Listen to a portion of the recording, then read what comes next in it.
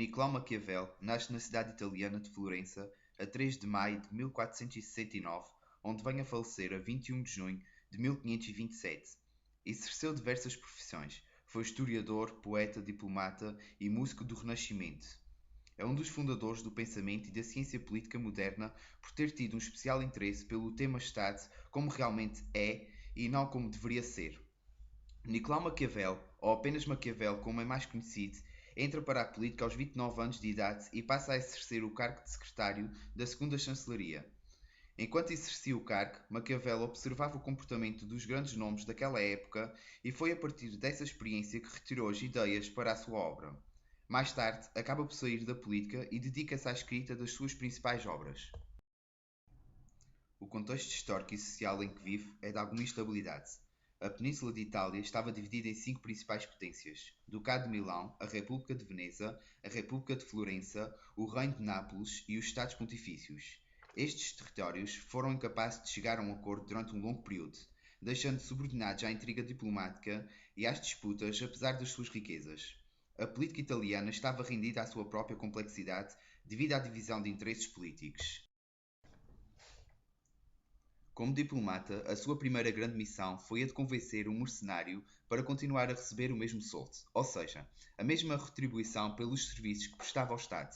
Esta missão foi um êxito e, por isso mesmo, Maquiavel foi enviado no mês de julho de 1499 ir ter com Catarina Sforza, duquesa de Imola, para solicitar a sua ajuda, pedindo soldados e artilharia para que o governo da República de Florença resolvesse o controle de Pisa, que devido à passagem de Carlos VIII revoltou-se. Entre os anos de 1502 e 1503, Maquiavel tem o contacto com o filho do Papa Alexandre VI, César Borgia, em diversas ocasiões.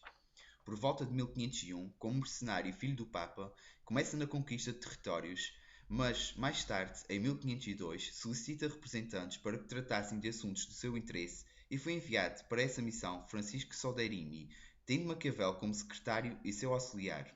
Nicolau Maquiavel foi também enviado como embaixador de Florença, tal como solicitado por César Borgia no momento em que necessitava de auxílio para a sua negociação de aliança com outros duques. Com todos estes acontecimentos, Maquiavel escreveu a sua obra sobre o modo de tratar os povos rebelados da Valdiciana. César acaba por perder o seu poder com a morte de Alexandre VI e ele próprio acabou por morrer lutando. Mas mesmo assim, a figura de César Borgia fica marcada para Maquiavel como a do perfeito representante do seu príncipe. No ano de 1512, Maquiavel foi demitido por fazer parte da política contra Lourenço de Médici, um soberano da República Florentina, acabando também por ser preso por ser um dos possíveis adeptos do movimento republicano. 22 dias depois foi liberto e foi morar para uma outra comuna italiana a 3 km de distância de Florença. E foi durante essa expulsão da política e exílio que escreveu a sua obra mais prestigiada, O Príncipe. O Príncipe foi escrito no ano 1513 e publicado em 1532. Este livro foi visto por Maquiavel como uma possibilidade de unificar a Itália e defendê-la contra os estrangeiros.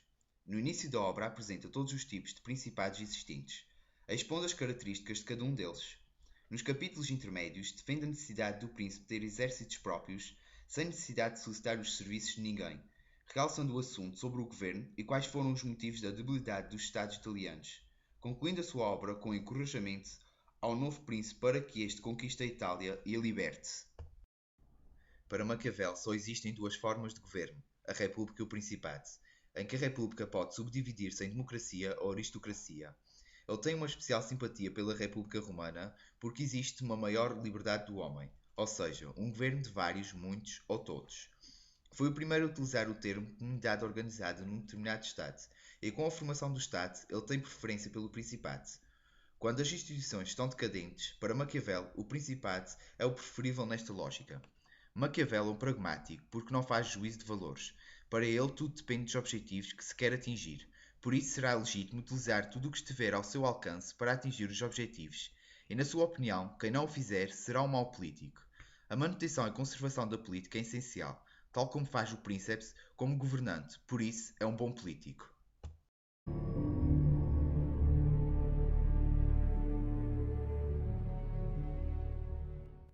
Baudin, que estudou para advogado, tornou-se funcionário da Casa do Duque de Alençon em 1561. Os seus primeiros escritos foram sobre história e economia. Também escreveu sobre feitiçaria, ética, filosofia natural e religião comparada. A principal obra de Baudin, Six Livres de la République, 1561, apareceu durante as guerras da religião francesas que graçaram entre fações políticas identificadas por um lado com o catolicismo romano e por outro com o protestantismo.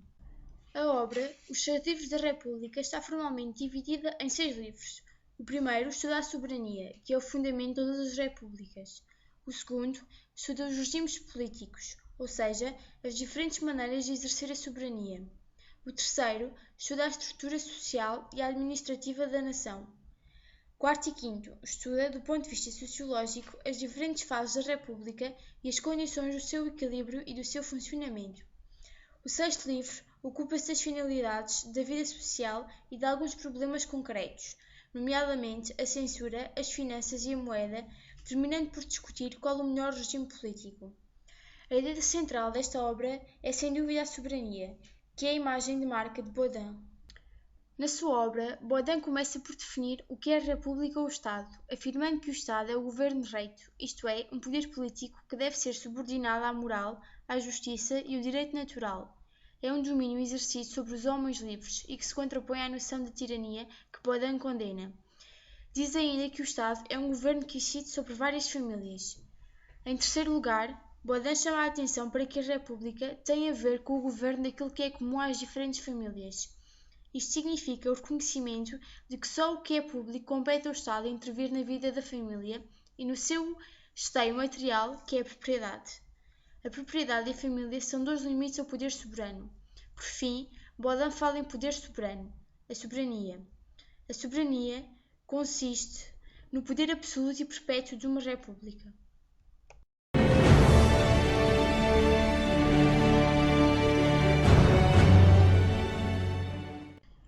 A soberania é composta por 3 elementos. Primeiramente, a soberania é um poder, isto é, a faculdade de impor aos outros um comando a que eles ficam obrigados. Em segundo lugar, a soberania é um poder perpétuo, isto é, que não pode ser limitada no tempo. Se se der um poder absoluto a um ou vários por um prazo determinado, decorrido estes já não são soberanos, mas súbditos. Nesta ideia assenta o princípio da continuidade do Estado. Quaisquer que sejam as mudanças de governantes, o Estado continua sempre. Em terceiro lugar, a soberania é um poder absoluto, ou seja, não está sujeita a condições ou encargos postos por outrem, que não recebe ordens ou instruções de ninguém e que não é responsável perante nenhum outro poder. Relativamente aos atributos da soberania, Baudin afirma que esta é una e indivisível, é própria e não delegada, é irrevogável, é suprema e, por fim, é independente. Relativamente ao conteúdo da soberania, Jean Baudin considera que o primeiro poder em que a soberania consiste é o poder legislativo, isto é, o poder de livremente fazer leis e poder revogá-las. Afirma também que existem poderes secundários, que podem ser o poder de declarar a guerra e fazer a paz, o poder de instituir cargos públicos e provê-los, o poder de julgar em última instância, o poder de agraciar os condenados, o poder de cunhar e emitir a moeda, o poder de lançar impostos e taxas, entre outros.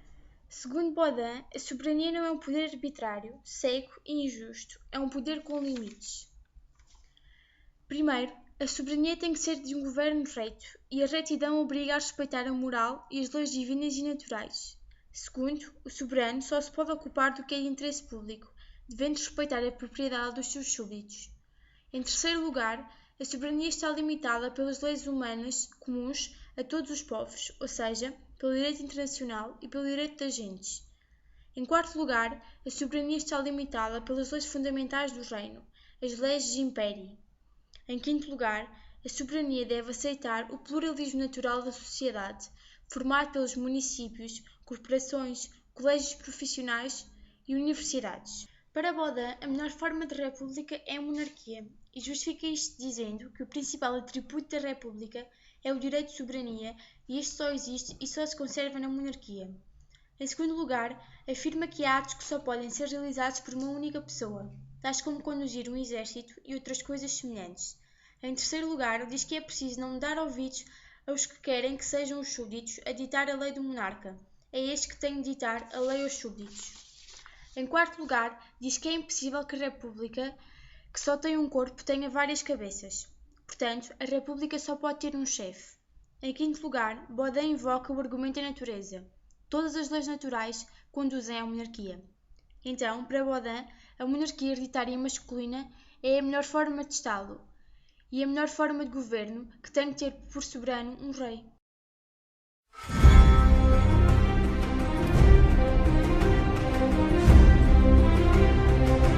Karl Marx foi fundador, juntamente com o seu colaborador Friedrich Engels, da escola do pensamento político que tem o seu nome.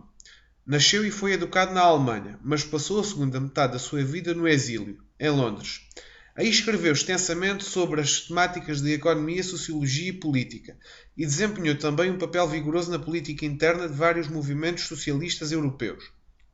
Os escritos políticos de Marx incluem a Ideologia Alemã, escrita em 1846, mas só publicado póstumamente, e o Manifesto do Partido Comunista, de 1848, ambos os quais que foram escritos em parceria com Engels. Marx foi o único autor de O Capital, a principal e mais completa descrição da base da sua teoria do comunismo. A teoria foi desenvolvida numa reação crítica às teorias de Hegel, um dos economistas políticos clássicos, dos liberais burgueses e de uma série de anarquistas e socialistas não marxistas. Marx fazia uma narrativa crítica de uma série de aspectos do capitalismo, o sistema de relações sociais e políticas que era característico dos estados economicamente mais desenvolvidos da Europa do século XIX. Em 1847, Tocqueville já denunciava a eclosão de doutrinas que tinham como fim último a abolição da propriedade privada. Estaria então em curso uma paulatina ruptura contra os próprios fundamentos económicos da sociedade então vigente. A Revolução Comunista, ao contrário da Revolução Francesa, que era totalmente política e nacional, revestia um caráter social e internacional. Era uma revolução com profundas consequências sociais e que mexeria nas noções de pátria e propriedade. Como binómios fundamentais, podemos desde já destrinçar ricos, pobres, capital, trabalho, patrão, operário, lutas de classes burguesas e operários.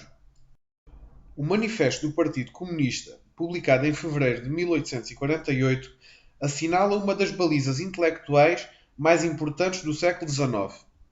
Antes de 1848, os grandes nomes socialistas são Saint-Simon, Fourier, Owen e Proudhon. Karl Marx era filho de um advogado alemão e nasce em 1818. Interessa-se desde cedo por História, Direito e Filosofia, o que lhe permite uma visão mais ampla sobre a sociedade onde vive. Quanto ao plano do Manifesto do Partido Comunista, cabe desde já enunciar que o mesmo é dividido em 4 partes. A primeira intitula-se Burgueses e Proletários. A segunda designa-se de Proletários e Comunistas, que explica a posição dos comunistas relativamente ao conjunto de todos os proletários. A terceira parte, que passa em revista as diversas formas de reação. E a quarta parte, que discorre sobre a posição dos comunistas face aos partidos da oposição. O manifesto resume-se em grandes trapos: o homem livre e escravo, patrício e plebeu, barão e servo, mestre e artesão, operário e assalariado. Binómios que se podem sintetizar fundamentalmente em opressores e oprimidos, a oposição constante de uns contra os outros. O Manifesto do Partido Comunista vai condenar essencialmente a ascensão ávida da burguesia à supremacia económica e política da sociedade. Marx imprime no Manifesto do Partido Comunista algumas das teorias de Proudhon sobre a formação do proletariado. Este pinta o proletariado escravizado e degradado pela divisão do trabalho. O homem era visto por Marx como um simples acessório da máquina. Na concepção marxista, o proletário só alcançaria melhores condições de vida através da luta constante e permanente, aquilo que Marx designa por luta de classes. Marx inaugura na sua obra famigerada O Capital, que ainda hoje é baluarte da história do pensamento económico, esta ideia da luta de classes, que viria a servir também como pressuposto essencial do Manifesto do Partido Comunista. Tanto em O Capital como no Manifesto do Partido Comunista, que escrevera conjuntamente com Engels, Marx expõe o antagonismo de classes. Temática central é a propriedade e a detenção do capital. Já no Capital, Marx aborda a questão da extração da mais-valia. Esta mais-valia seria a transferência de bem-estar do trabalhador para o detentor do capital. Mais-valia esta que não seria acompanhada pelo crescimento remuneratório correspondente e proporcional. A situação de exploração é tratada por Marx não como uma questão localizada, mas sim como uma questão a nível global. No manifesto, sugere-se mesmo que cada proletário de cada país contribua para acabar com a burguesia localizada. É deste espírito teorético que emerge a máxima proletário de todo o mundo, univos. Marx empregará o conceito de ditadura do proletariado como o adágio desta ideia. Também no livro Miséria da Filosofia, Marx avança com a ideia de que o poder político é a expressão oficial do antagonismo de classes na sociedade burguesa. No manifesto, Marx alarga a definição. Poder político é o poder organizado de uma classe tendo em vista a opressão de outra. Estamos aqui perante um traço marcante em Karl Marx, a teorização do poder político com laivos marcadamente ligados à realidade económica. Daí que as suas obras conhecidas sejam de índole económica, o Capital, e de índole política, o Manifesto do Partido Comunista. Marx é o autor do socialismo científico, que viria também a ficar conhecido como marxismo ou simplesmente comunismo. As concepções teoréticas do comunismo de Marx não repousam de modo algum sobre ideias, princípios ou descobertas por um ou outro teórico. Não são mais do que a expressão geral de condições efetivas de uma luta de classes. Luta de classes esta que deriva de pressupostos históricos, daí a expressão socialismo científico, visto que concebe a sua teoria não apegada a pressupostos filosóficos, mas sim empiricamente aferíveis, designadamente pela história. Outros tópicos essenciais para compreender o comunismo marxista são a destruição da propriedade, o fim da liberdade e individualidade, a destruição da família e da pátria, bem como a destruição da moral dominante e da religião. A destruição da propriedade coaduna-se com o ideal de que o capital é um produto coletivo criado pelo trabalhador assalariado do proprietário, e não um produto pessoal. A destruição da liberdade tem a ver com o fim do individualismo desmesurado que é característico da sociedade burguesa da altura. A destruição da família decorre do próprio conceito de família da sociedade burguesa. O conceito de família repousaria no próprio conceito de capital, no enriquecimento privado. A destruição da pátria tange ao ideal dos trabalhadores serem apátridos. Os proletários têm em comum a sua situação de exploração, seja qual for a sua latitude. A destruição da moral e da religião tem na base a própria necessidade dos comunistas dissimularem as suas ideias ou projetos, o que só se alcançaria através da ideia de violência contra a antiga ordem social instituída.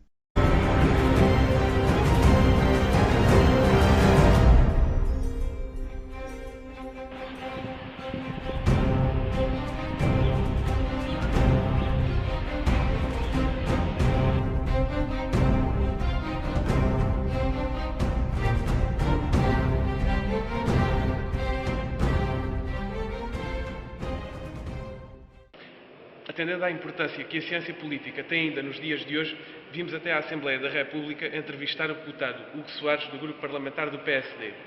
Hugo, qual é que é a importância que a ciência política continua a ter ainda hoje no dia-a-dia dos deputados da Assembleia?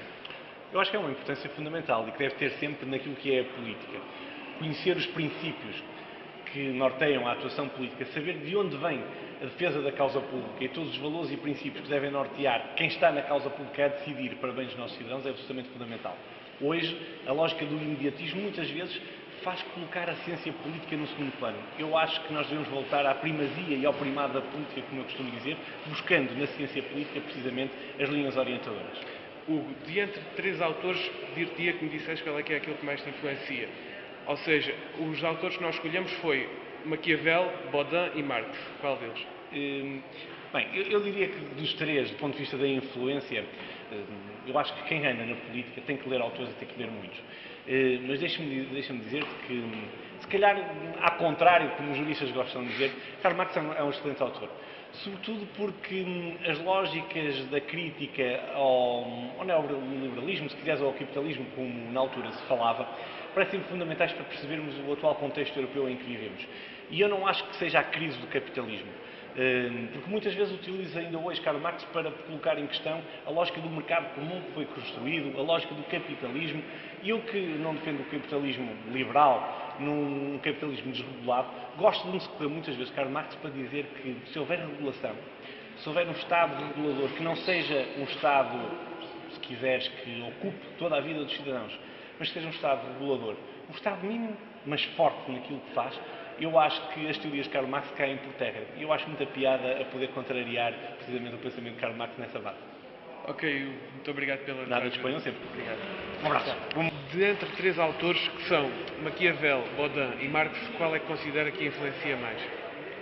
Pergunta interessante, sobretudo porque o meu percurso académico foi em Sociologia. E nesse sentido, dizer que fui influenciada por Karl Marx. Estudamos bastante ao longo dos vários anos. É importante perceber a luta de classes, sobretudo também porque isso permite-nos ultrapassar todo este manancial de políticas que falam das classes políticas para passarmos ao pensamento moderno. É bom passar por isso para termos uma visão mais moderna. Maquiavel, se calhar apostaria mais em Maquiavel, nomeadamente numa das questões que Maquiavel falava, entre a virtude e a sorte. E a análise que ele faz no que diz respeito à tomada de posição dos príncipes, como é que deveriam orientar o seu projeto político, é sobretudo muito interessante nesse sentido. E a comparação que faz entre virtude e sorte, dizendo que, se calhar essa é uma das que marcou, dizendo que um político, naquela altura o príncipe, se guiasse ou se orientasse pela sorte, quando a sorte passa, a política acaba por se destruir. Quando a virtude está mais presente, podemos então fazer com que quer o pensamento, quer as políticas tenham uma sustentabilidade mais forte. Portanto, apostava se calhar no Maquiavel, tendo em conta que todos os autores dão o seu contributo para que possamos ter um pensamento alargado sobre todas as vertentes e possamos orientar sobretudo as nossas políticas públicas. Ok, muito obrigado pelo tempo.